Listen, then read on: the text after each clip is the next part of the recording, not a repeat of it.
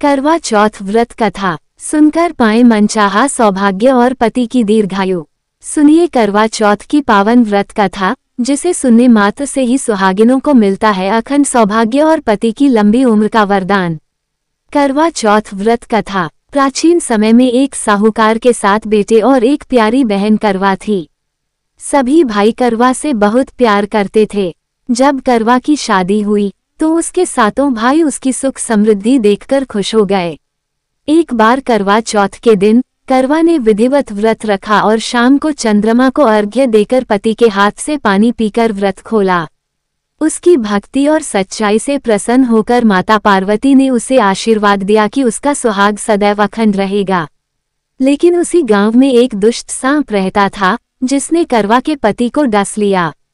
पति के मृत शरीर को देखकर करवा रोने लगी, लेकिन फिर उसे अपने व्रत की शक्ति पर विश्वास हुआ। उसने अपने भाइयों से कहा कि वे उसके पति के शरीर को संभाल कर रखें और खुद यमराज से न्याय मांगने चल पड़ी। रास्ते में उसे एक कछुआ, एक हाथी, एक सांप और यमराज मिले। करवा ने सभी को अपनी पतिव्रता धर्म की शक्ति का परिचय दिया और यमराज से अपने पति को जीवनदान देने की विनती की।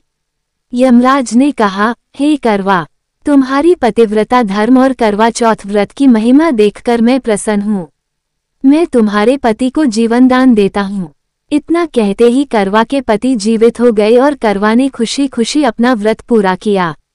तभी से करवा चौथ का व्रत सुहागिनों के लिए अत्यंत फलदायी माना जाता है। कथा का महत्व। जो स्त्रियां पूरे विधि विधान से करवा चौथ का व्रत रखती हैं और इस कथा को श्रद्धा से सुनती हैं, उनके पति की आयु लंबी होती है और उनका सुहाग अखंड रहता है। माता पार्वती और भगवान शिव की कृपा से आप सभी सुहागिनों का करवा चौथ व्रत सफल हो, पति की उम्र लंबी हो और घर में सुख समृद्धि बनी रहे। धन्यवाद। शुभ करवा चौथ।